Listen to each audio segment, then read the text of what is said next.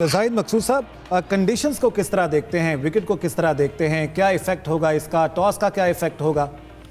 देखिए, अभी जो पाकिस्तान क्योंकि मेज़बान है, जिसका बार बार जिक्र भी हो चुका है यहाँ पे, क्योंकि अब सिर्फ एक दिन बाकी है, फाइनल तक हम पहुँच चुके हैं, तो तारीफ़ करनी चाहिए पाकिस्तान के स्टेडियम्स की, क्यूरेटर्स की, क्योंकि हमारी टीम जो नो डाउट जो है 1 पॉइंट लेके, और वो भी बारिश की वजह से टीम तो हमारी बाहर हो गई, लेकिन कम से कम लाहौर का स्टेडियम, कराची का स्टेडियम और कुछ हद तक रावलपिंडी का स्टेडियम बन गया, इंफ्रास्ट्रक्चर बन गया।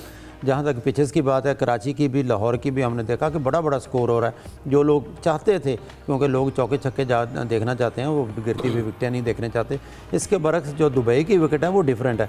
वहाँ पे 270-80 स्कोर हो जाए तो बहुत बड़ा स्कोर होगा, अच्छा स्कोर समझा जाएगा। लेकिन माहिरीन को मैं सुन रहा था, सबका ये तजिया है कि दुबई के हवाले से कि अगर कोई टीम टॉस जीती है, हो सकता है वो पहले बैटिंग को प्रेफर करे। और अब देखना है, क्योंकि निस्बतन लो स्कोरिंग है, यहाँ पे 350 भी स्कोर हुआ है, तो बैटिंग लाइन जो है दोनों टीमों की बहुत अच्छी है। अब रोहित शर्मा जो है बहुत बड़ा स्कोर नहीं कर पाए, लेकिन हर दूसरे मैच में विराट कोहली जो है वो बड़ा स्कोर कर लेते हैं। पिछले मैच में आपको याद होगा 81 की उन्होंने इनिंग्स खेली थी, बहुत ही शानदार इनिंग्स थी। और फिर मीडिया के मुताबिक जब बाहर गया गौतम गंभीर के साथ, उनकी हल्की सी जो है मुँहबारी भी हुई क्योंकि गौतम गंभीर को खुश करना बड़ा मुश्किल होता है जो उनके हेड कोच हैं। इसी तरह से न्यूजीलैंड के पास भी एक लंबी बैटिंग लाइन है, तो अब देखना ये है कि कौन सी टीम पहले बैटिंग करती है और किस हद तक उनको टारगेट देती है। अगर 240-50 टारगेट होगा तो फिर मुश्किल होगा, वो चेज़ हो जाएगा, क्योंकि माजी के मैचों में यही देखा गया है। सही। यूसुफ अंजुम साहब, क्या देखते हैं, क्या टारगेट होना चाहिए? इंडिया पहले भी इसी में ग्रुप मैचेस में हरा चुकी है न्यूजीलैंड को। क्या देखते हैं कि क्या टारगेट सेट करना चाहिए कोई भी टीम अगर पहले खेलती है? देखें, यकीनी तौर पर जो इस पिच पर जो भी टीम टॉस जीतेगी वो पहले बैटिंग को तरजीह देगी, और मेरे ख्याल में जिस तरह जाहिर साहब ने अभी कहा कि 270-280 रन इस विकेट पर काफ़ी अच्छे होंगे।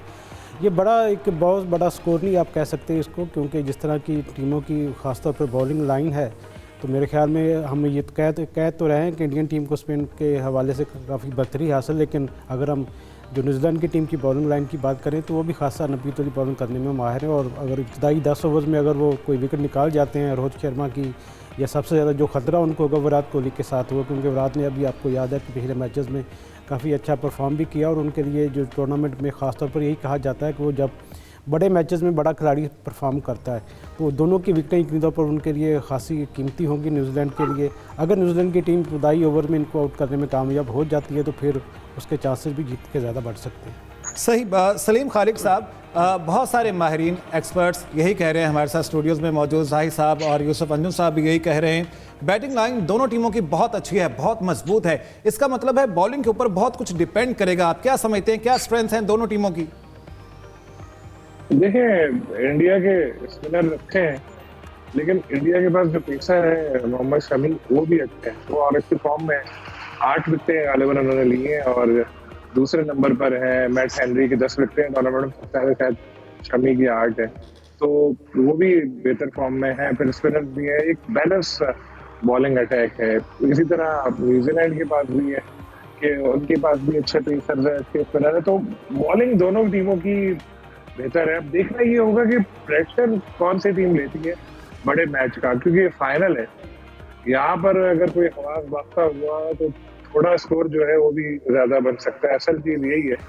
और जो सीनियर प्लेयर्स होंगे, खासतौर पर विराट कोहली और दूसरी तरफ केन विलियमसन, उन पर बहुत ज्यादा जिम्मेदारी आई होगी कि वो अपनी टीम को किस तरह लेकर जाते हैं और कैसे आगे बढ़ते हैं। जिस तरह बात हो रही है दुबई में 260 या 270 ऐसे ही एवरेज स्कोर है।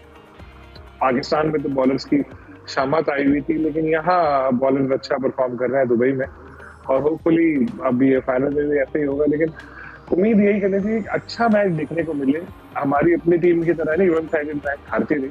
मैच जो भी हो ऐसा हो कि दोनों टीमें बेहतर परफॉर्म करें और क्लोज एक मुकाबला हो, तभी जो है टूर्नामेंट वो अच्छी तरह खत्म होगा। वरना इस चैंपियंस ट्रॉफी में तो इंडिया की वजह से बिल्कुल वो हमारी खुशियों पे अपना रंग में भंग डाला। उसके बाद हमारी अपनी टीम ने भी सोने पे सुहागा का काम किया कि इतनी बुरी परफॉर्म की कि हम लोग सब चीजें भूल गए कि स्टेडियम बने या 29 साल बाद मेजबानी कर रहे हैं, सब चीजें भूल गए, सब टीम की परफॉर्मेंस याद रही। खैर, अब तो हमारी सबकी टीम न्यूजीलैंड है, होपफुली वो बेहतर परफॉर्म करके जीतेगी और कुछ हम लोग भी अपने आंसू पोंछ पाएंगे। सही। जाहिद मकसूद साहब, सेग्रीगेट अगर किया जाए, अगर हम डाइसेक्ट करें तमाम मामलात को देखते हुए, प्रेशर की बात हो रही है कि प्रेशर जो है जो टीम ले जाएगी वो हार जाएगी। शुभमन गिल का भी आपने जिक्र किया इस सिलसिले में, आप क्या समझते हैं इंडिया के ऊपर उस तरह का प्रेशर नहीं होगा जो न्यूजीलैंड के ऊपर होगा, क्योंकि तमाम मैचेस जो इंडिया है दुबई में ही खेल चुका है?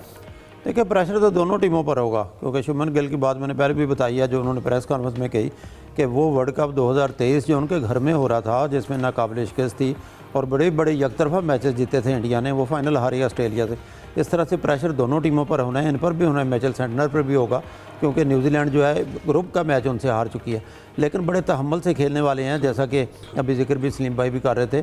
केन विलियमसन, जो रूट, ये जो मजे हुए खिलाड़ी हैं, उधर विराट कोहली हैं, और ये बहुत ही सुकून के साथ खेलने वाले खिलाड़ी हैं।